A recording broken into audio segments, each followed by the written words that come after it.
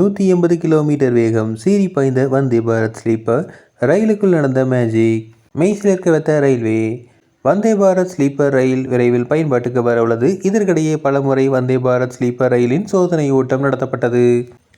இன்றும் 180 கிலோமீட்டர் வேகத்தில் ரயிலானது இயக்கப்பட்டு சோதனை செய்யப்பட்டது. ரயில் 180 கிலோமீட்டர் வேகத்தில் சென்ற போதும் ஒரு சொட்டு தண்ணீர் கூட சிந்தாமல் சென்றது. ரயிலின் பொறியாளர் கட்டமைப்பில் சிறப்பை காட்டும் வகையில் இந்த முயற்சி ரயிலை மேற்கொண்டுள்ளது. இந்தியாவின் அதிநவீன சொகுசு ரயிலாக வந்தே பாரத் ரயில் அறிமுகம் செய்யப்பட்டுள்ளன. கடந்த 2019ஆம் ஆண்டு அறிமுகம் செய்யப்பட்ட இந்த ரயில்களுக்கு பயணிகள் மத்தியில் நல்ல வரவேற்பு உள்ளது. இதனால் நாடு முழுவதும் பல்வேறு வழித்தடங்களில் வந்தே பாரத் ரயில்கள் இயக்கப்பட்டு வருகின்றன. தமிழகத்திலும் சென்னை, கோவை, சென்னை, நெல்லை, சென்னை, நாகர்கோவில், சென்னையிலிருந்து பெங்களூர் வழியாக வந்தே பாரத் ரயில்கள் இயக்கப்பட்டு வருகின்றன.